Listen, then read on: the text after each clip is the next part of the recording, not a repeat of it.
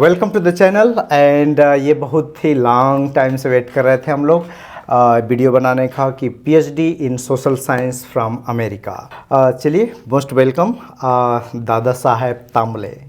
हमारे बहुत ही close friend हैं, हमारे फैमिली ब्लॉग में भी देखा होगा। और इनसे हम लोग लर्न करते हैं कि ये यहाँ पे सोशल साइंस में पीएचडी कर रहे हैं, तो इनकी जर्नी क्या है, कैसे यहाँ पे आए हैं।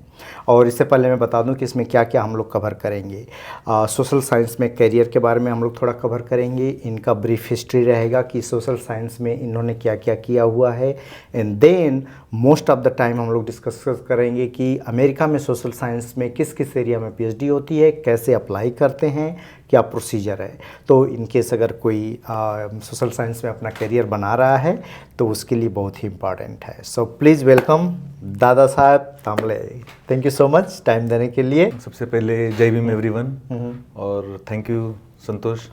ये हम सबसे क्लोज रहते हैं, हम सबसे क्लोज हैं, मगर सबसे ज़्यादा टाइम लगा इंटरव्यू के लिए तो सबसे पहले I am sorry for that. तो मैं यहाँ पे पीएचडी कर रहा हूँ UMass Boston, university of Boston Massachusetts में। और मैं स्कूल ऑफ ग्लोबल इंक्लूजन और सोशल डेवलपमेंट में कर रहा हूँ मेरा पीएचडी। और मेरा टॉपिक है iniquity in accessing maternal health services by Dalit women in India using right to health framework and applying Ambedkarite feminist framework। Okay तो थोड़ा सा एक कॉम्प्लिकेटेड है, मैं सादी भाषा में बताने के लिए ऐसा बताना चाह रहा हूँ कि एक दलित महिला को उसकी जाति की वजह से उसको मातृ जो मतलब जब बच्चा पैदा होता है उस टाइम पे जो भी प्रॉब्लम फेस करती है, उसकी सर्विसेज जो मिलती है वो बाकी महिलाओं से कम कैसे मिलती है, या फिर कम मिलने के कारण उसकी डेथ या फिर उसकी मैटरनल हेल्थ आउटकम जो होता है वो बाकी महिलाओं से ज़्यादा दिक्कतदायी क्यों होता है। और overall socio economic conditions and health care specially focus on the woman maternity. और सो इस पर हम लोग डिटेल में आएंगे। आप थोड़ा सा बताएंगे आप इंडिया में कहाँ से हैं? तो इंडिया में मैं हूँ, एक गांव है निडेबन, बहुत छोटा सा गांव है और लातूर जिला में है, जो भी वन ऑफ द बैकवर्ड बोलोगे तो बैकवर्ड मतलब जोग्राफिकली डेवलपमेंट वाइज सबसे वन ऑफ द बैकवर्ड है। और महाराष्ट्र स्टेट में आता है वो। तो उस गांव से हूँ मैं। वहाँ से फिर वैसे मैं मल्टी लिंग्विस्टिक और ये हूँ क्योंकि मैं बाद में बहुत जगह घुमा हूँ, मगर मेरा बेसिकली महाराष्ट्र से और लातूर जिला से उदगीर तालुका और निडेबन मेरा गांव है। थोड़ा सा हम अर्ली बैकग्राउंड आपका चलते हैं अर्ली एजुकेशन में कि आपका जो एजुकेशन था मतलब हाई स्कूल में इंटरमीडिएट में उस टाइम पे क्या क्लियरिटी थी कि हमें सोशल साइंस में जाना था? क्या इंस्पिरेशन हुई कि सोशल साइंस में आप आए? क्या स्टोरी थी and how U turn into the social science? वाह, ये बहुत इंटरेस्टिंग सवाल है मेरे लिए भी और मेरा टर्निंग के लिए भी। तो बेसिकली मैं थोड़ा सा और पीछे जाता हूँ उसके। एक सबसे पहले एजुकेशन लेना, ये मेरा यानी कि ये बहुत पहले से बचपन से फोकस था क्योंकि मेरी फैमिली अम्बेडकराइट फैमिली है। तो हमारे लिए हमारे आइडियल अम्बेडकर ही है। तो हमको पता है कि एजुकेशन अगर if you want to give like homage to Ambedkar, education is the only way of giving him homage. कि आप अम्बेडकर वादियों को बताने के लिए एजुकेशन आपका सबसे पहला बड़ा पैरामीटर है। तो बचपन से हमको पता था कि हमको पढ़ाई लिखाई करनी है। तो हम 5 हम सिबलिंग्स हैं, उनमें से सिर्फ मैं अकेला इंग्लिश मीडियम में पढ़ा हूँ। मेरे गांव में इंग्लिश मीडियम नहीं था, मेरे तालुका में इंग्लिश मीडियम था। तो मुझे इंग्लिश मीडियम में इसलिए जाना था क्योंकि इंग्लिश मीडियम के लिए टाई था और हमारे घर में बाबा साहब का फोटो था, वो उसमें टाई था। तो मैं हमेशा बोलता था कि स्कूल जाऊंगा तो बाबा साहब जैसे टाई पहन के जाऊंगा। अच्छा। तो हाँ तो एजुकेशन का वहाँ से मेरा एजुकेशन का ये। तो और फिर मेरे गांव से ऐसा कुछ इंग्लिश में वगैरह कोई ये नहीं, मगर मेरी मम्मी स्टोरीज बताती थी। तो मेरे बाबा साहब सातारा में पढ़े, तो सातारा में सैनिक स्कूल है। तो मैं गाँव का शायद पहला लड़का हूँगा जो सैनिक स्कूल गया हूँगा। ये इंस्पिरेशन आई है बी आर अम्बेडकर से। क्योंकि वो टाई पहन के जो फोटो है वैसे ही जाना है, जो कि इंग्लिश मीडियम में ही होती थी। अभी भी वैसा ही है। एंड जिस स्कूल में जिस एरिया में वो पढ़े हैं उसी में आप भी पढ़े हो? हाँ, मैं सातारा में पढ़ा हूँ जहाँ पे बाबा साहब का प्राइमरी एजुकेशन हुआ है। वहाँ पे एक सैनिक स्कूल होती है, हर स्टेट में एक सैनिक स्कूल होती है, बोर्डिंग स्कूल, रेसिडेंशियल स्कूल। उसके ऊपर भी बात डिस्कस करना चाहिए हमको। तो वहाँ पे फिर मैंने बचपन में 5th में एग्जाम दिया, उसका इंटरव्यू दिया, पास होकर वहाँ पे पढ़ाई के लिए चला गया। ये बहुत ज़रूरी होता है कि हम जिस आइडल में बिलीव करते हैं उसे अगर सही से मानते हैं ना तो उससे बहुत इंस्पिरेशन मिलती है और मोटिवेशन एनर्जी मिलती है। हाई स्कूल इंटरमीडिएट में जाने के बाद उस टाइम पे काफ़ी चीज़ें हम लोग के रहता है कि साइंस में जाना है, इंजीनियरिंग में जाना है, मेडिकल में जाना है, IIT में जाना है, आर्ट्स में जाना है। तो उस टाइम पे क्या घर का फोकस था या आपका क्या फोकस था कि किस एरिया में मुझे पढ़ाई करना है? या मेरे घर वाले बिल्कुल ऐसा, फॉर्चुनेटली मैं बहुत, मेरे फादर टीचर थे तो उन्होंने कभी प्रेशर नहीं, उन्होंने वो पूछते कि आपको क्या करना है। तो मैं सैनिक स्कूल रहने के कारण मुझे डिफेंस में जाने का बहुत शौक था पहले, मगर वो नहीं हो पाया। तो इसके बाद जब बाहर आया सैनिक स्कूल के, तब मुझे यूपीएससी करने का बहुत, यानी कि आईएएस बनने का बहुत शौक था। तो इसलिए मैंने साइंस लिया था, क्योंकि मेरा मैथ्स बहुत अच्छा था, इसलिए मुझे लगता था कि मेरा मैथ बहुत अच्छा है। तो मैथ बीएससी करने के बाद मैंने फिर यूपीएससी की तैयारी चालू की। यूपीएससी तैयारी करते दौरान जब मैंने इंडियन कोस्टल गार्ड की एक एग्ज़ाम होती है वो पास हुआ, और पास होने के बाद चेन्नई इंटरव्यू के लिए गया था, जो मेरा टर्निंग पॉइंट है यहाँ से हुआ। जब चेन्नई में गया तो वहाँ उस टाइम में सुनामी आया था, जनवरी 2005 या 6 के आसपास मेरा इंटरव्यू था। उस टाइम में जब सुनामी आके गई थी, तो मैं वॉलंटरी करने के लिए थोड़ा बहुत गया था वहाँ पे। तो वहाँ पे जाने के बाद मेरा जो मैंने वहाँ पे दृश्य देखा कि जो आईएएस वगैरह जो मुझे जो बनने की मैं ख्वाहिश रख रहा था, वो लोग आराम से खड़े थे, और बहुत सारे लड़के मेरे जैसे यंग थे, वो बहुत काम कर रहे थे। तो जो वॉलंटियर थे। तो मुझे लगा मुझे तो ऐसे सोच के, मतलब कि मुझे ऐसा लगा था आईएएस बन के वगैरह बहुत कंट्रीब्यूट कर सकते। मगर जब नेचुरल क्लाइमेट आई थी तो सबसे ज़्यादा कंट्रीब्यूट करने वाले लोग वो थे जो ये नहीं थे। तो मैंने जाके एक बंदे को पूछा कि आप कौन हो? तो उसने बोला कि, उसने नाम बताया उसका, मुझे याद नहीं रहा, मगर अब मैंने बोला आप कहाँ से? तो उसने बोला मैं टिस से आया हूँ। TISS, so Tata institute of social science, जो कि इंडिया का सबसे फेमस सोशल इंस्टीट्यूट का वो है, तो इंस्टीट्यूट है। मुझे भी नहीं पता था, क्योंकि मैं पूरा साइंस वाला था। तो मैं जब घर वापस गया मेरे दोस्त के घर, तो ऑर्कुट वगैरह था उस टाइम में, तो मैंने गूगल यानी कि ऑर्कुट पे डाला तो TISS मुंबई वगैरह आ गया। तो फिर मैंने पढ़ा उसकी, फिर बहुत गूगल तो अपना बहुत अच्छा ही था। तो इतना मैं खुश हुआ कि लगता, मुझे जब पढ़ने का ऐसा लगा कि यही वो जगह है जहाँ पे मुझे जाना चाहिए। तो मेरा जो बोलते हैं लोग टर्निंग पॉइंट बहुत सोच समझ के, मेरा टर्निंग पॉइंट का मैक्सिमम ये इंटरेक्शन मेरा टर्निंग पॉइंट है। सो डेफिनेटली ये बड़ा पॉइंट है, और कई बार हम लोग करियर में सोचते हैं ना कि ये करने जा रहे हैं वही करेंगे, बट बहुत सारे लोगों का देखा जाए ना कि वो करने जाते हैं वो, बट सडनली ऐसे लाइफ के मोमेंट आते हैं और वहाँ से you change your career. Yes, totally. So this is how you thought कि हमें अब सोशल साइंस में जाना है। यस। ओह, बीएससी किया हुआ था। PCM में। ओके, एंड देन उसके बाद टर्निंग पॉइंट आया एंड डिसाइडेड कि सो अगर सोशल साइंस में टिस में किसी को एडमिशन चाहिए तो टिस की क्या प्रोसीजर है, इसको बहुत शॉर्ट में थोड़ा ब्रीफली बताओ। तो मेरे टाइम में तो बैचलर्स नहीं था, मगर अभी टिस का बैचलर्स भी आया है।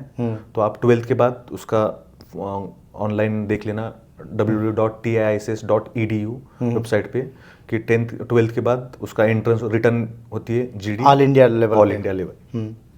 बहुत ही फेमस है भाई, बहुत ही फेमस है। एटलीस्ट बोस्टन में मैं बहुत सारे एक्टिविस्ट से मिला जो इंडिया से आए थे, ऑल फ्रॉम टिस। इनकी वाइफ भी टिस से है। तो वो करने के बाद आपको पता चलेगा कि आपको कब फॉर्म भरने, कब ये बहुत सिंपल मेथड है, मगर एग्जाम वगैरह आपको अच्छा तैयारी करना पड़ेगा, मगर उसका that is bit competitive. Okay, so हम लोग आएंगे इनके PhD की जर्नी पे, बट थोड़ा सा हमें आप बताइए कि सोशल साइंस में कोई टिस जैसी जगह से मास्टर कर लेता है तो उसका क्या क्या कैरियर स्कोप है, किस किस एरिया, किस किस सेक्टर में वो जॉब पा सकता है, क्योंकि सबको एक कैरियर चाहिए किधर भी जाना है तो, क्योंकि बिना पैसे का तो सोशल एक्टिविस्ट नहीं बन सकते आप। तो अगर कोई सोशल साइंस मास्टर करता है टिस या कोई अच्छी जगह से या किसी भी सेंट्रल यूनिवर्सिटी से, तो क्या क्या कैरियर स्कोप है? गुड, ये बहुत अच्छा सवाल है एक्चुअली। मैं मास्टर्स इन सोशल वर्क हूँ, और सोशल वर्क एक ऐसा फील्ड है जो बोलते हैं ना अभी की भाषा में ट्रांसडिसिप्लिनरी है। ट्रांसडिसिप्लिनरी मतलब आप CSR से लेके, यानी कॉर्पोरेट से लेके आप गवर्नमेंट जॉब तक जा सकते हो, यानी कि इतना, यानी कि आपका होराइजन इतना बड़ा है। तो CSR में भी उसका जरूरत है, बड़े बड़े कंपनियों में भी उसका जरूरत है। CSR is social responsibility, corporate social responsibility. हाँ, कॉर्पोरेट सोशल रिस्पांसिबिलिटी, जिसमें हर एक कॉर्पोरेट कंपनी को सर्टेन अमाउंट सोशल वर्क के लिए खर्च करना होता है। तो वहाँ पे जो सोशल साइंस के स्टूडेंट हैं वो करियर चूज कर सकते हैं। तो मीन्स कॉर्पोरेट, प्राइवेट सेक्टर में भी प्राइवेट स्कोप है। सेक्टर में भी, okay, private sector, government sector, United Nations, हर जगह, यानी कि ऐसा कोई फील्ड नहीं है।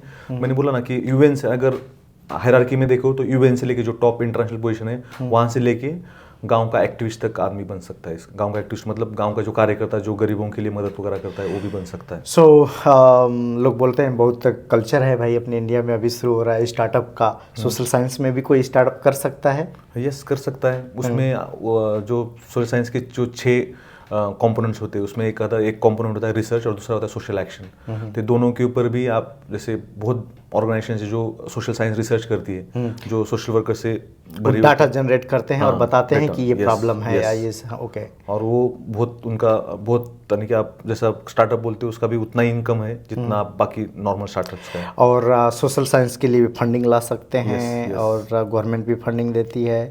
So there are multiple scope. अब आपकी कैरियर जर्नी पे चलते हैं कि टिस से मास्टर कर लिया एंड देन उसके बाद आपने क्या किया? आपका वो कैरियर पे जो इंडिया में जॉब कर रहे थे वो क्या था और कैसे आपने उस जॉब को लिया and what you was doing it? तो जब हम टिस से निकले तो सबसे पहले मेरे हाथ में था मेरा नेट जेआरएफ। तो ये बहुत ज़रूरी होता है कि मुझे था कि मैं बाकी सब चीज़ें करूँगा मगर मुझे टीचिंग में बहुत इंटरेस्ट है क्योंकि मैं टीचिंग फैमिली से आता हूँ। तो मैंने टिस से बाहर निकलने से पहले नेट जेआरएफ का अच्छे से तैयारी किया था। तो मेरा नेट भी हुआ था और मुझे जेआरएफ भी मिला था। तो मेरा एक कंफर्म था कि मेरे बैक ऑफ द माइंड था कि अगर मुझे कहीं पर भी जॉब अगर नहीं मिला तो मुझे इंडिया में कहीं पर भी पीएचडी होगी मेरी और जेआरएफ मुझे मिलेगी। उस टाइम में शायद 25 या 28,000 थी, अभी पता नहीं कितनी है। तो उस टाइम मेरे लिए वो काफ़ी था। अकेला था मैं, घर में सबसे छोटा था, तो उतना ठीक था। तो वो मेरा यानी कि बेंचमार्क रख के फिर मैंने जॉब ढूंढना चालू किया था। तो मेरा जॉब मुझे किस टाइप का चाहिए था क्योंकि मेरा करियर गोल मैंने फिक्स किया था कि मुझे 5-6 साल बाद मुझे पीएचडी करने जाना है अमेरिका। तो क्योंकि अमेरिका क्यों जाना था मुझे बाकी पता नहीं, यूनिवर्सिटीज़ वगैरह वो बाद में बताऊंगा, मगर बाबा साहब ने यहाँ से पीएचडी किया था इसलिए मेरे दिमाग था कि मैं अमेरिका में मुझे पीएचडी करनी, बस वो कैसे करूँगा वो कुछ नहीं पता था। तो इसलिए मैंने सोचा कि रिसर्च में काम करूँ। तो सबसे पहले मैंने एक ट्राइबल ऑर्गेनाइजेशन विसान ट्रस्ट बोल के एक ऑर्गेनाइजेशन थी, वहाँ पे प्योर ड्रिंकिंग वाटर जो तारापुर जो है जो इंडिया में जहाँ पे न्यूक्लियर वगैरह जो वो बनते हैं, तो वहाँ पे तारापुर एरिया में ट्राइबल रीजन में वो पानी बहुत कंटामिनेट हो रहा था, रेडिएशन कंटामिनेटेड है। हाँ, तो उसकी वजह से उनके हेल्थ के ऊपर बहुत इंपैक्ट हो रहा था। तो मैंने वो रिसर्च डेवलप क्योंकि मैंने पहले वहाँ पे थोड़ा बहुत काम किया था, तो मैंने सोचा था कि वो बहुत ज़रूरी है। वो क्यों मैंने किया था क्योंकि उसमें मुझे पूरा स्टडी बिल्डअप करने का और सब करने का मौका मिल रहा था। तो I wanted to learn from the scratch. तो वहाँ पे मैंने 1 साल अच्छा सा थोड़ा ठीक ठाक मैंने सीखा रिसर्च। तो उसके बाद BMGF का bill and Melinda Gates foundation का बहुत बड़ा रिसर्च चल रहा था महाराष्ट्र में। सो बिल गेट्स जो बिल एंड मेलिंडा जो माइक्रोसॉफ्ट के जो मालिक है उनका बहुत बड़ा ऑर्गेनाइजेशन है जो फिलैंथ्रोपी करते हो। तो एड्स के ऊपर वो काम कर रहा था इंडिया में। तो उसमें पुणे में एक नेशनल इंस्टीट्यूट है, national institute of national ads research institute. तो वहाँ पे एक पोजीशन निकली थी रिसर्च एसोसिएट की। तो मुझे लग रहा था कि अभी मैंने इंडिपेंडेंट किया, अभी इतने बड़े लोगों के पास जाके इस पोजीशन में अगर 1-2 साल काम करूँगा तो मेरा रिसर्च और थोड़ा सा स्ट्रांग होगा। तो वहाँ पे मैंने अप्लाई किया और मैंने सिलेक्ट हुआ और मैं सबसे एंगेज टीम मेंबर था। तो ये मेरा बहुत बड़ा अचीवमेंट लगता है मुझे कि मैं बहुत एंगेज और मैं जस्ट फ्रेशर था कंपेयरिंग विद अदर्स कि बाकी लोगों का 10-10 साल का एक्सपीरियंस था। तो वहाँ पर जब मैं गया तो मुझे रिसर्च का हर एक चीज़ स्क्रैच से मुझे सीखने मिला।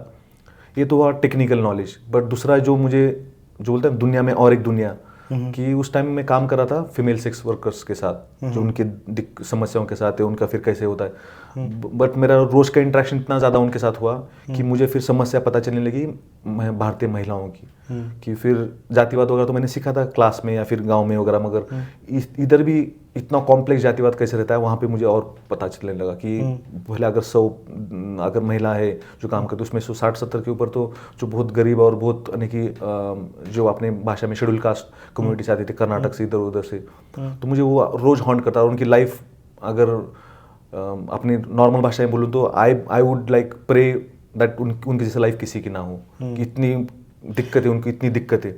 So then deep you got the knowledge about all those things and then you shifted your area. Yes, because of this experience then I shifted my area. तो फिर मैंने सोचा कि अभी मैं काम सिर्फ महिलाओं के ऊपर काम करूंगा। पहले मैं रिसर्च के ऊपर चल रहा था, मैंने बोला कि नहीं अभी से रिसर्च भी करूंगा, जो भी काम करूंगा सिर्फ महिलाओं के काम करूंगा। तो इसलिए फिर मैंने और फिर आगे जाके बिहार में, यूपी में, राजस्थान में या फिर मध्य प्रदेश, उड़ीसा रहे उधर जाके फिर मैंने मैटरनल हेल्थ के ऊपर काम करने का मुझे मौका मिला। ये सारा job Bill Gates and Melinda foundation जो है उसके थ्रू ही था सारे जगह या अलग अलग बाकी दूसरे ऑर्गेनाइजेशंस के साथ या फिर एक्टिविस्ट यानी कि कोई कम्युनिटी लीडर्स के साथ वगैरह काम करने का मौका मिला।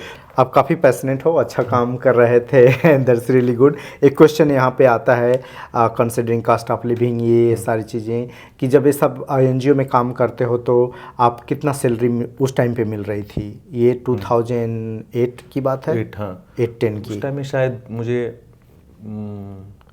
20 या 30 के बीच में मुझे मिल रहा था सैलरी। ओके, सो अभी ठीक ठाक सैलरी होगी एटलीस्ट। तो अभी तो उस पोजीशन पे अगर सैलरी अभी होगी तो कम से कम 50,000 सैलरी होगी। ओके, सो एक ठीक ठाक डिसेंट सैलरी मिलती है, बट सोशल साइंस डेफिनेटली ऐसा चीज़ है कि वहाँ पे आप ज़्यादा अंदर से मोटिवेटेड रहना ज़रूरी है आपको, कि किस एरिया में आप रियली काम करना चाहते हो, पैशनेट हो। अगर एज ए करियर लेना चाह रहे हो आप सोशल साइंसेस, अगर आपको दोनों भी चाहिए, यानी कि like if you want to make your passion your profession, तो मैं बोलूँगा अगर अभी मेरा बहुत साल हुआ है काम करके, आप 5 साल कमिटमेंट से दो, आपको पैसे का कोई कमी नहीं रहेगा। अगर आप पैसा चाहते हो उसमें से कोई, अभी मेरा ऐसे दोस्त है जिनका सैलरी 30-30, 40-40, 50-50 लाख उनका सैलरी, तो पैसे का उसमें कमी नहीं, मगर उन्होंने पहले 5-6 साल उन्होंने बहुत कमिटमेंट से गाँव में घूम के बिल्डअप किया है अपना ब्रांड। एक बार स्किल सेट आपका बिल्ड हुआ ना कोई भी सेक्टर में, तो आपको फिर कोई पैरेलल नहीं रहता। ओके, कोई भी नहीं। सो दिस इज हाउ आप मल्टी लिंग्विस्टिक हो गए, कि हर जगह काम कर रहे हो, जाके ग्रास रूट लेवल पे महिलाओं के साथ काम कर रहे हो। देन इसमें आपने 4-5 साल स्पेंड किया टाइम, एंड देन डिसाइडेड कि अब मुझे अमेरिका जाना है, और अगेन इंस्पिरेशन B.R. अम्बेडकर से कि उन्होंने PhD वहाँ से किया तो हम भी करेंगे। तो अमेरिका में ये कैसे पता चला कि सोशल साइंस में PhD होती है अमेरिका में? क्योंकि हमेशा हम लोग को लगता है इंडिया में रहते हैं कि IT से सिर्फ PhD करने जॉब करने जाते हैं, या साइंस, केमिस्ट्री, फार्मा ये सब से सिर्फ जाते हैं। सोशल साइंस में कैसे पता था कि यहाँ पर PhD होती है? और ये इसमें टिस का बहुत बड़ा हाथ है, क्योंकि मैं जब टिस में था तो मेरे बहुत सीनियर्स इधर जो थे, वो जो PhD कर रहे थे, उनमें से एक, उनका नाम मैं ज़रूर लेना चाहूँगा, डॉक्टर ललित खंडारे। अभी एक प्रोफेसर है इधर पोर्टलैंड यूनिवर्सिटी में। तो उनसे मेरा ऐसे उस टाइम में शायद और कुछ भी ऐसे बात हुआ था फेस टू फेस एक बार, तो उन्हें बोला था कि तैयारी करो इधर आने की, तो वो भी मुझे पता चला था कि इधर भी ऐसा PhD होता है। तो फिर मैंने ढूंढना चालू किया, तो इंटरनेट ने मुझे बहुत मदद की। मैं सो डेफिनेटली इस टाइम पे ना कोई भी पर्सन अगर कुछ करना चाहता है तो इंटरनेट बहुत ज़्यादा बिग रिसोर्स है। वो फोकस होकर रिसर्च करना है, ऐसा नहीं कि गए हम गूगल पे कुछ पूछने और आ गया ब्लॉग, आ गया इंस्टाग्राम और आ गया ये, तो हम देखते देखते दिन भर ख़त्म कर दिए। तो इस तरह नहीं होगा, आप फोकस होकर रिसर्च कीजिए तो बहुत सारी इन्फॉर्मेशन मिल जाएगी। सो यहाँ आने के लिए टोफल, इलियट्स या कोई इंग्लिश का या GRE का एग्ज़ाम दिया था? यस, वो सबसे मेन पार्ट वो रहता है। तो अगर आपको आना है तो मैंने 5 साल बाद सोचा था, मगर मैं आया 10 साल बाद, क्योंकि मुझे 3 साल तो मुझे वही जमा करने लगा जो मुझे इधर आने के लिए ज़रूरी होता है। सबसे पहले पैसा बहुत ज़रूरी होता है, कि आपको एप्लीकेशंस के लिए या फिर आपको एग्ज़ाम्स के लिए वगैरह, जो थोड़ी बहुत महंगी रहती है। आप अगर मेरे बैकग्राउंड वाला डेफिनेटली महंगी रहती है, तो उनके लिए महंगी रहती है वो एग्ज़ाम्स। तो उसके लिए मुझे थोड़ा सा 2-3 लाख मुझे जमा करके रखने थे, ताकि, क्योंकि मैं किसी के ऊपर डिपेंडेंट नहीं था, तो मुझे जमा करके रखने थे। तो उसलिए मैंने 2 साल वो लगाए वहाँ पे, वहाँ लगा के फिर मैंने GRE ग्रेजुएट रिकॉर्ड एग्ज़ाम जो होती है वो, और टोफेल दी थी, test of English as foreign language. तो ये 2 एग्ज़ाम्स दे के, फिर वो 2 एग्ज़ाम्स मैंडेटरी एग्ज़ाम्स है, बट जरूरी एक ही है यहाँ पे, GRE और टोफेल या IELTS, दोनों में से एक, आइदर ऑफ देम। सो अगर सिर्फ GRE अगर है तो आप कर सकते हैं? नहीं, नो, साइंस में बहुत सारे जगह इंस्टीट्यूट में सिर्फ GRE है, यू कैन डू इट। हमारे यहाँ लिंग्विस्टिक का भी जरूरत है, आइदर टोफेल और आइदर IELTS। लिंग्विस्टिक का, ओके, लैंग्वेज के लिए, कि लैंग्वेज आपका इंग्लिश, आपका माने कि टेस्ट ऑफ जो है ना, test as a foreign language. So ये चीज़ें मैं बता दूं, जो इंग्लिश के एग्ज़ाम की जो नेसेसिटी है वो वेरी करती है university to university, department to department. बहुत सारे डिपार्टमेंट में साइंस में PhD करने जा रहे हैं, सब कुछ इंग्लिश में, बट स्टिल टोफेल इलियट्स जरूरी नहीं होता है, GRE से हो जाएगा। और बहुत जगह बिना GRE का, बिना टोफेल का भी होता है PhD यहाँ पे। It's known here, I know that, even in John Hopkins certain department बिना GRE टोफेल का। बट जब आपका स्क्रीनिंग होगा ना, तो उस बैकग्राउंड में उनको पता चल जाता है कि ये पर्सन इसमें कर पाएगा या नहीं कर पाएगा। तो वो बहुत जगह, इवन काफ़ी सारी यूनिवर्सिटी इस सारे एग्ज़ाम को हटा भी रही हैं, क्योंकि स्क्रीनिंग में ही पता चल जाता है कि ये पर्सन इंग्लिश में कर पाएगा या नहीं कर पाएगा। तो GRE टोफल का एग्ज़ाम आपने पैसा कलेक्ट किया, एंड देन इंफॉर्मेशन नेटवर्क से और गूगल से और इस सारी चीज़ नेटवर्क से, वो मैंने बहुत मेहनत की थी उसमें, क्योंकि मुझे कोई गाइड करने वाला ऐसे पर्सन नहीं था, और मुझे पता भी नहीं था कि कंसल्टेंट वगैरह होते। तो मैंने गूगल शीट बनाई थी, एक्सेल शीट। तो मैं उसमें मैं ये बहुत ज़रूरी बोला कि मुझे बहुत फ़ायदा हुआ उसका, और मैंने बहुत लोगों को फिर बाद में फॉरवर्ड भी किया मैंने। तो name of university, requirements, last date of application और क्या बोलते हैं उसका the requirements for their application. For example GRE का क्या रिक्वायरमेंट है, मिनिमम मार्क्स, या फिर टोफेल का for example 85, most of the universities का 85 मार्क्स मिनिमम है परसेंटाइल टोफेल के लिए वगैरह। तो मैंने ऐसे हर चीज़ का बना के रखा था। सो ये सब बैकग्राउंड, ये सारी इन्फॉर्मेशन अपने किए रहते हैं तो इजी रहता है एप्लीकेशन डालने में, क्योंकि मल्टीपल जगह एप्लीकेशन डालना है, पैसा ज़्यादा लगेगा, ये सारे क्या रिक्वायरमेंट है तो आपको पता है कि यहाँ पे कर सकते हैं। थर्ड चीज़ ये जानना चाहूँगा कि research experience in real field work का एक्सपीरियंस कितना अच्छा इम्पैक्ट करता है आपका पीएचडी एप्लीकेशन सेलेक्ट होने में, मिलने में। अगर कोई फ्रेश आ रहा है टिस से करके और अप्लाई किया, जीआरई टोफल है उसके पास, एक पर्सन वहीं से मास्टर करके उसका फील्ड एक्सपीरियंस है, क्या इम्पैक्ट होगा? वो मास्टर्स फील्ड एक्सपीरियंस वाले को ज़्यादा चांस हो सकता है। मैं अगर मेरे ईद करो, साइंस की फील्ड में ऐसा होता है कि अगर किसी ने रिसर्च का एक्सपीरियंस मास्टर के बाद लिया है एक आध साल का और उसका छोटा मोटा पब्लिकेशन है या ऑब्स्ट्रैक्ट है, कुछ भी है, तो प्रूफ करने के लिए कि हमने एक साल एक्सपीरियंस लिया है तो उसका सिलेक्शन में काफ़ी प्रेफरेंस रहता है। सेम विथ मी, मेरा भी लगभग शायद उसी की वजह से हुआ होगा मेरा सिलेक्शन, क्योंकि मेरा फील्ड एक्सपीरियंस बहुत था। मेरे इंटरव्यू के दौरान उन्होंने भी बहुत मुझे अप्रिशिएट किया था, क्योंकि मेरा काम करने की वजह से मेरा रिसर्च का क्लैरिटी बहुत था कि मुझे क्या करना है, मुझे पता था। तो उन्होंने बोला कि तुमको इधर क्यों आना है, तो मैंने बोला कि ये कैसे करना है इसलिए मुझे वहाँ आना है, बिकॉज आई वाज नॉट। मैंने बोला आप जैसे एक्सपर्ट्स मुझे बताएंगे इसको कैसे करना है ग्लोबल कॉन्टेक्स्ट में। तो ये बहुत आपको क्लैरिटी आ जाती है काम करने से। देख मैंने बोला ना पहले रिसर्च के ऊपर था, मगर मेरा जितना काम करने से मुझे पता चला कि मुझे क्या करना है, तो वो क्या करना बहुत इंपॉर्टेंट होता है। सो अब थोड़ा सा और डिटेल में चलते हैं कि पीएचडी जब एप्लीकेशन हम लोग डालते हैं तो एक तो इनका जो भी ऑनलाइन फॉर्म है वो भर रहे हैं, बट उसके साथ साथ कोई आप क्या बोलते हैं रिसर्च समरी भी लिखते हैं, क्या बोलते हैं उसको, रिसर्च स्टेटमेंट, जो स्टेटमेंट ऑफ पर्पस। तो इसमें वेरी होता है, अमेरिका में सोशल साइंसेस में रिसर्च स्टेटमेंट नहीं लगता है, मगर यूके में लगता है, यूके और कनाडा में। तो यूएस का एप्लीकेशन पैकेज है आपका सबसे पहले जीआरई टोफेल का स्कोर शीट, जो मोस्ट ऑफ द यूनिवर्सिटीज़ है। मुझे अभी भी लगता है कि जितने भी मैंने अप्लाई किए थे उनको सबको लगा था, मगर अभी कोविड के बाद मुझे पता नहीं, शायद चेंज हुआ होगा। वो सबसे पहले वो, सेकेंड आपका एसओपी स्टेटमेंट ऑफ पर्पस, जिसका जो संतोष बता रहे थे कि उसका भी एक आपका रिसर्च उसका एक पार्ट रहेगा, और आपका सीवी, डिटेल्ड सीवी, फिर उसके बाद आपके लगेंगे 2 या 3 रिकमेंडेशन लेटर। फिर हाँ ये पैकेज है आपका बस। और रिकमेंडेशन लेटर कोई भी पर्सन ऑनलाइन यूनिवर्सिटी को सबमिट करता है। हाँ, यस। सो इंडिया में हम लोग काफ़ी रिकमेंडेशन लेटर क्या करते हैं, प्रोफेसर से लिखवा लिए, प्रिंट आउट ले लिए, उसका जिराक्स कॉपी करके भेज देते हैं, बट यहाँ ऐसा नहीं होता है। यूनिवर्सिटी ईमेल करेगी उनको और डायरेक्टली यूनिवर्सिटी को सबमिट करेंगे, ताकि बीच में कोई इन्फ्लुएंस और सोर्स वाला जुगाड़ ना हो। तो ये सारा पर्पज़ है। तो अब थोड़ा सा हम लोग बता दीजिए समरी कि जो एसओपी है, स्टेटमेंट ऑफ पर्पज़ जो लिखते हैं उसमें क्या लिखते हैं, और वो भी बहुत इंपॉर्टेंट है। साइंस में आप पीएचडी कर रहे हैं चाहे किसी भी एरिया में, तो उसमें क्या लिखते, आपने क्या लिखा था?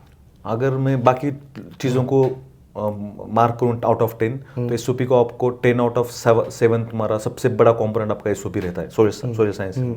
उसमें आपका रहता है कि हमको जो बताया गया था, फिर हमने जो इसे लिखा, तो मेरा इससे बता रहा हूँ, बाकी जो भी मुझे लोगों ने बताया, फिर मेरे अभी एडवाइज़र जो बात करती है, एसओपी में आपका एज ए पर्सन आपको कैसे आइडियाज़ या फिर कैसे आपके सिचुएशंस और आपके सराउंडिंग ने और आपके एजुकेशन ने कैसे इन्फ्लुएंस किया आपको ये रिसर्च पे और ये यूनिवर्सिटी पे आने के लिए। तो यहाँ पे आने के बाद जो तो उसमें एक पैराग्राफ आपको लिखना पड़ता है कि ये यूनिवर्सिटी और स्पेसिफिक प्रोफेसर या फिर जिसको अभी आप चूज़ कर रहे हो, वो आपको वो लर्निंग एनहांस करने के लिए वो कैसे आपको एनहांस करेंगे, वो कैसा स्टेप रहेगा। और सबसे मेन रहता है कि आपको दिखाना है कि आप एक्सचेंज ऑफ नॉलेज करने आ रहे हो, कंप्लीट सीखने नहीं आ रहे हो। यानी कि पीएचडी ऐसे होता है कि आप सीखने नहीं आते हो, आप एक दूसरे के साथ क्या बोलते हो, you share knowledge, you don't earn knowledge in PhD. So basically उसमें आपको ये रियली ये जानना चाहते हैं एक जो चीज़ कि आप रियली मोटिवेटेड हो और क्लियरिटी के साथ आ रहे हो इसमें पीएचडी करने, या जस्ट ऐसे ही पीएचडी करना है इसलिए आ रहे हो। क्योंकि पीएचडी में सारे प्रोफेसर लोग उस पर्सन को हायर करना चाहते हैं जो रियली मोटिवेटेड हो और रियली उसकी क्लियरिटी है कि इस एरिया में आ रहा है, क्यों आ रहा है। तो ये सारे से हाईलाइट होता है कि आप रियली इन्फ्लुएंस हो। और उसमें क्या आप कुछ अपना रिसर्च, जैसे हम लोग साइंस में कई बार हम लोग छोटा सा 1 पैरा में कुछ अच्छा सा रिसर्च स्टोरी भी हम डालते हैं कि हम इस प्रोफेसर को ज्वाइन कर रहे हैं, चाहे इस डिपार्टमेंट को अप्लाई कर रहे हैं, तो इस एरिया में हम काम करना चाह रहे हैं और इस स्पेसिफिक प्रॉब्लम्स को हम सॉल्व करना चाह रहे हैं, and this is how I want to target this disease, this is how I want to implement this drug. So एक छोटा सा रिसर्च आइडिया डाल के और अपना हाइपोथेसिस डालते हैं, तो ऐसा आप लोग करते हैं। ब्रॉडर रिसर्च आइडिया आपको broader ही। 150-200 वर्ड्स में आपका वो एसओपी में रहेगा वो। ओके, सो वो बहुत इंपॉर्टेंट पार्ट है, एंड देन उसके बाद जब सब अप्लाई कर देते हो तो then you get call from the university, yes, तो देन फिर इंटरव्यू होता है। कुछ यूनिवर्सिटीज इंटरव्यू करती है, कुछ नहीं करती है। अभी मोस्टली अभी जीआरई टोफेल का जितना कम ये होगा उतना यूनिवर्सिटी का ये इंटरव्यूज का बढ़ने वाला है। हाँ। क्योंकि वो इंटरव्यू बहुत बड़ा क्राइटेरिया रहेगा। हाँ। मेरा इंटरव्यू हुआ था, फिर वही आपके एसओपी के ऊपर ही, मोस्ट ऑफ द इंटरव्यू आपका एसओपी के ऊपर ही होता है कि आप वो पूछते हैं, फिर जो भी उनको सवाल देखने होती है और उनको एक जांचना होता है कि ये जो एसओपी वाला जिसने लिखा है वही जो बात कर रहा है बंदा वही है क्या, डायरेक्टली ऐसे बोले कि वही और जो लिखा है वो रियली इसके अंदर है या बस जस्ट वर्डिंग। तो वो देखने के लिए शायद, और मेरा अच्छा खासा 1 घंटा का इंटरव्यू हुआ था। एंड सारा एप्लीकेशन वही जनवरी के आसपास फिनिश होता है, and then selection November to जनवरी के बीच में पूरे अमेरिकन यूनिवर्सिटी के सब एप्लीकेशन, एंड देन आप फिर सितंबर के टाइम पे ज्वाइन करते हो। मार्च टू मई के दौरान, यानी कि 2 महीने के दौरान आपको पता चल जाएगा और आपको। सो अब बात करते हैं कि पीएचडी में जब यहाँ पे सेलेक्ट हो जाते हो, आ जाते हो, देन पीएचडी में क्या फेलोशिप मिलती है यहाँ पे? क्या आपने इंडिया से अपनी ओन फेलोशिप लेके आए थे या यूनिवर्सिटी यहाँ से आपको फेलोशिप दे रही थी? यूनिवर्सिटी फेलोशिप देती है। सो यूनिवर्सिटी कितना फुल फेलोशिप देती है? हाँ, फुल जीएशिप होता है कि आपको अभी हमारे यूनिवर्सिटी में $30 पर आवर मिलता है। बट पीएचडी का यूजुअली जैसे साइंस में मैंने देखा है कि एक फिक्स रहता है 40,000 और 35,000 अब पूरा ईयर का रहेगा, या पहले 30,000 रहता था कि ये फिक्स है। सो उतना आपको पीएचडी का फेलोशिप मिलता है।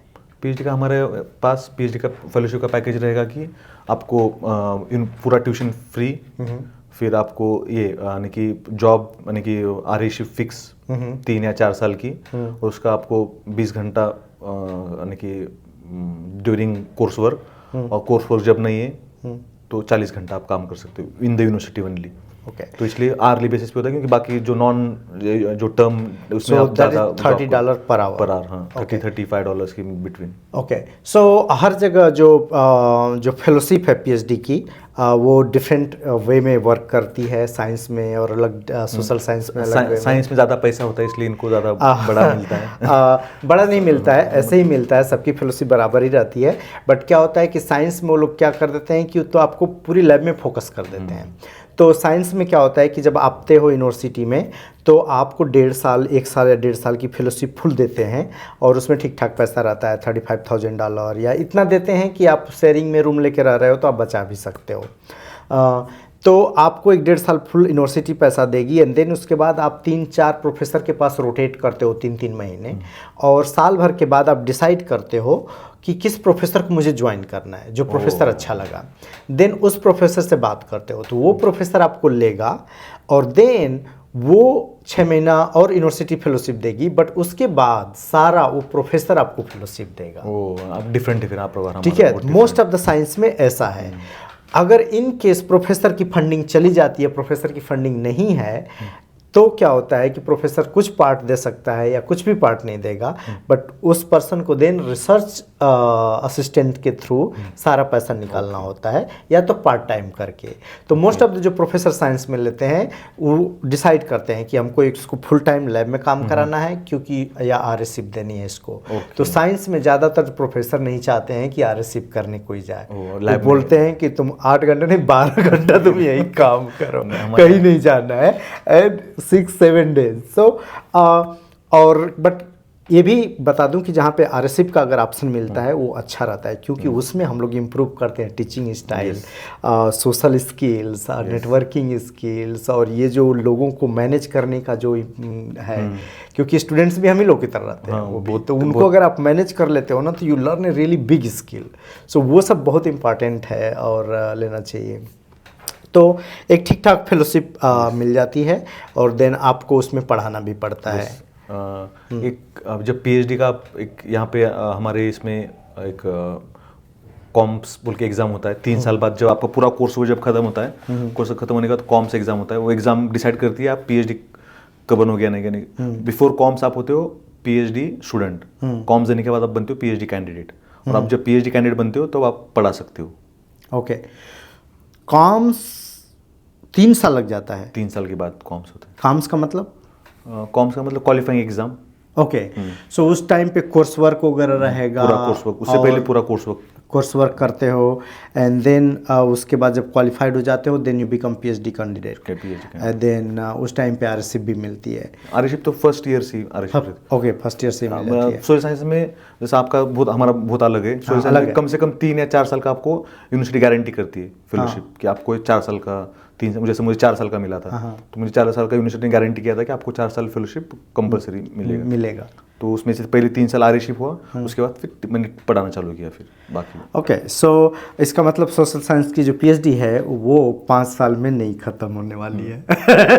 एवरेज क्लियर है? एवरेज साल जैसा मेरे को 7 साल एवरेज है। 7 साल है, okay, that's not too bad. US में साइंस में पीएचडी 5 साल है, बट बहुत सारे लैब पे डिपेंड करता है, वो 7 साल 8 साल भी ले लेते हैं। सो जनरली हम लोग का कोर्स वर्क 1 से 1.5 साल का रहता है, and then course work complete कीजिए, और देन डॉक्टरल कमेटी बैठती है, उसमें आप अपना रिसर्च समरी और सब कुछ प्रेजेंट कीजिए पूरा फुल, कि क्या करेंगे अगले 3-4 साल, और हर साल आपको अपडेट देना है, और हर 6 महीने पे आपको समरी रिपोर्ट देना रहता है। तो इस तरह करके प्रोग्रेस चलता है, एंड एट द एंड जब भी जितना भी आप प्रोजेक्ट किए रहते हो कंप्लीट कर देते हो, एंड देन फिर प्रूव करते हो कि okay this is my research what I proposed and this is what I did, and I think committee should approve my PhD degree. जब अप्रूव कर देती है देन आप थीसिस राइट करते हो एंड सबमिट करते हो।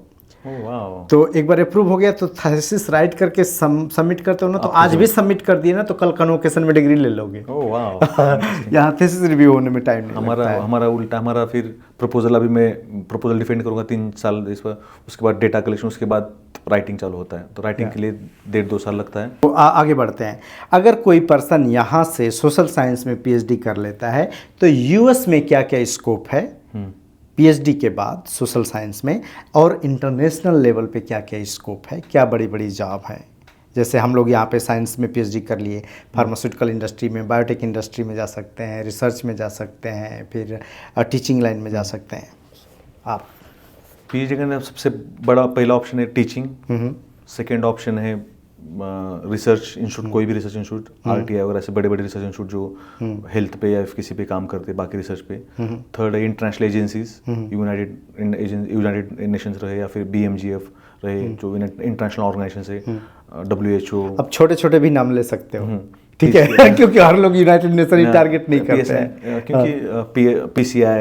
मगर इधर फॉर्चुनेटली यूएस फिलंथ्रॉफी का बहुत बड़ा कल्चर है इधर। तो इधर आपको बड़े बड़े है इधर, तो छोटा नाम जो आप नाम केयर इंटरनेशनल, वो भी दुनिया का बहुत बड़ा ऑर्गेनाइजेशन है, 84 कंट्रीज में काम करता है।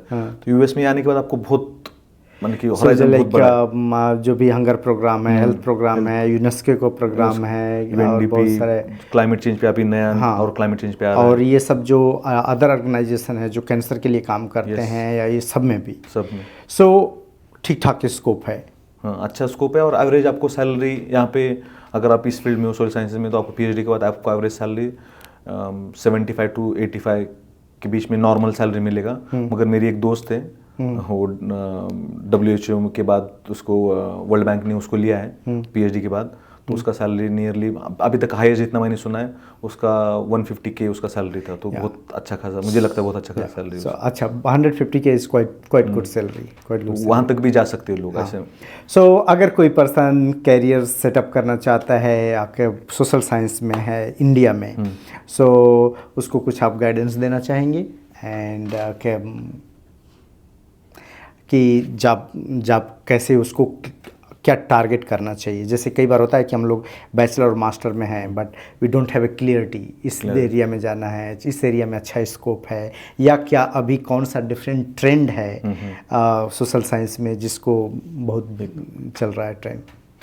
तो मैं बोलूँगा, अगर सोशल साइंस में अगर आपको आना है तो Tata institute, Delhi school of social work या फिर ऐसे बड़े बड़े जो इंस्टीट्यूट, अच्छे इंस्टीट्यूट जो है वहाँ पे पढ़िए, क्योंकि वहाँ पे आपको जो कॉन्टेम्प्रेरी नॉलेज है या फिर कॉन्टेम्प्रेरी जो दुनिया में जो चल रहा है आपको ज़्यादा से ज़्यादा समझने में या फिर मिलने में मदद होती है, क्योंकि वहाँ के जो प्रोफेसर वगैरह होते हैं वो इंटरनेशनली। तो और भी छोटी यूनिवर्सिटी जहाँ पे सब होता है बहुत सारी। और जैसे हम लोग को सोशल साइंस तो हम लोग बैचलर से लेते हैं, मास्टर में भी लेते हैं, तो आई थिंक सारी यूनिवर्सिटी में भी होगा।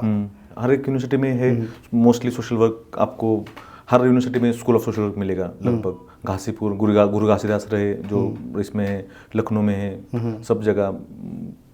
Madras school of social work Chennai में है, उधर हर जगह राजस्थान में है सोशल वर्क कॉलेज। आपको ऐसा कोई भी इंडिया में ऐसा कोई स्टेट नहीं है, नॉर्थ ईस्ट में भी अभी आसाम में भी है, चालू हो गया है सोशल वर्क कॉलेज। और यस, सो फाइनल कंक्लूजन है भाई कि अच्छा खासा स्कोप है। स्टार्टअप भी इसमें कर सकते हैं, प्राइवेट सेक्टर में भी जा सकते हैं, गवर्नमेंट सेक्टर में, एनजीओ सेक्टर में ज्वाइन कर सकते हैं। और अगर बाहर से पीएचडी करना है तो वहाँ से सोशल साइंस में मास्टर कीजिए, कुछ रिसर्च फील्ड एक्सपीरियंस लीजिए किसी एनजीओ में, कॉर्पोरेट सेक्टर में काम करके। Yes, and then you can come to abroad for study, and then यहाँ करने के बाद या तो यहाँ रुकिए या तो इंडिया जाइए, वापस जाइए, जो आपको जैसा मन करे। सो एक और लास्ट क्वेश्चन है, जैसे यहाँ पे आने के बाद आपको लगा है कि यहाँ पे फिलैंथ्रोपी का जो दान पुण्य काम करने का जो है वो बहुत बड़ा सेक्टर है और बहुत बड़े बड़े लोग काम करते हैं इसमें। इंडिया में पहले क्या ट्रेंड था, अभी क्या चल रहा है, या वहाँ पे एनजीओ का ट्रेंड और कैसा अच्छा काम करने का कैसा चल रहा है यहाँ के कंपेयर में? इंडिया में तो एनजीओ बहुत सारे एनजीओज हैं। आपको अभी इंटरनेशनल एनजीओज अभी थोड़ा ग्लोबलाइज होंगे, इंटरनेशनल एनजीओज भी बहुत आ चुके हैं वहाँ पे। तो आपको अच्छा खासा काम करने का, अच्छा खासा अगर एक अपर मिडिल क्लास का लाइफ आप अच्छे से जी सकते हो अगर आप सोशल साइंस में जॉब कर रहे हो, एनजीओ में काम कर रहे हो। तो वहाँ पर भी बहुत अभी पहले ज़्यादा एनजीओज नहीं थे, मगर अभी हर जगह आपको बहुत अच्छी बड़ी और एनजीओज मिलेगी वहाँ पे जो रियली अच्छा काम कर रहे हैं। काम तो दूसरा मेरा एक और पॉइंट जानना चाह रहा था, जैसे यहाँ पे लोग काफ़ी डोनेट करते हैं हर एक चीज़ में। जैसे क्रिसमस आ रहा है ना, तो उनके नॉर्मल बजट में एक रहता है कि इतना हमें डोनेट करना है जो कि सोशल वर्क में यूज होगा। ये कल्चर है। जैसे हम लोग बोलते हैं कि हमारे भी धर्म में है, या मुस्लिम लोग बोलते हैं कि एक 40वां हिस्सा देना है, बट क्या हम लोग रियली इतना इम्प्लीमेंट करते हैं जितना यहाँ पे हम देखते हैं? अभी मैं एग्जांपल देता हूँ, अभी मेरा फील्ड इसलिए पढ़ते रहता हूँ। वॉरेन बफेट का मैं कल परसों पढ़ रहा था। वॉरेन बफेट ने इस थैंक्सगिविंग पे यानी कि इस साल में उसने $995 मिलियन डोनेट किया है। Almost $1 billion. Almost $1 billion. मतलब इधर का जो फिलैंथ्रोपी, दान पुण्य देने का जो क्या बोलते कल्चर है, वो इंडिया में कंपेरेटिवली, ऐसे नहीं बोलूँगा मुझे ज़्यादा ही पता, मगर कंपेरेटिवली नहीं, बहुत कम है। नॉर्मल लोगों में तो बहुत में भी कम है। बट जैसे टाटा, जिम प्रेम जी और कुछ और फिलैंथ्रोपिस्ट हैं, दे रियली डू वेल। हाँ, ये बहुत अच्छा है।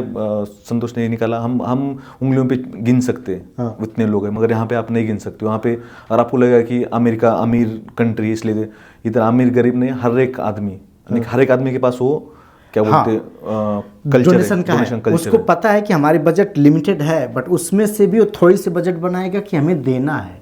और दान का मतलब मैंने और एक, अभी मैं इसी सेक्टर में इसलिए बता रहा हूँ, दान का मतलब हमेशा पैसा नहीं होता है। दान का मतलब भी तो लोग वॉलंटरी काम करता है। दान का मतलब बूढ़े लोगों को कहीं क्रिसमस पे लेके जाएगा, पुराना कपड़ा अच्छे से धो के ये करके उनको लोगों को साथ शेयर करेगा, जूते शेयर करेगा। लेकिन दान का मतलब हर तरीके से, यानी कि अन्न दान होता है ऐसे। हमेशा कैश या वो दान नहीं होता है। खाना भी anyway you can help the community और नेबर और फेलो। यस। तो वो थोड़ा इंडिया में अगर आपको बाकी लोगों से डिपेंडेंसी कम करनी, तो इंडिया में हमको ये कल्चर एनरिच करना पड़ेगा। हमारे शायद पुराने इसमें था, मगर अभी नहीं है, तो अभी भूल गया है, फिर हमको दोबारा उसको रिवाइव करना पड़ेगा। हाँ, so thank you so much. अगर आपके पास कोई क्वेश्चन है तो आप कमेंट में लिखें। मैं दादा साहब तांबले का लिंक्डइन प्रोफाइल और भी इन्फॉर्मेशन इस वीडियो के नीचे रख दूंगा। तो कोई भी पर्सन जो सोशल साइंस में बात करना चाहता है, कनेक्ट होना चाहता है, या कुछ स्पेशल इन्फॉर्मेशन चाहिए, you can connect with Dada Saheb. And thank you so much for giving the time. Thank you so much for allowing me to share my journey with your audience. Yes. Thank you so much. Bye. Jai Bhim. जय भीम।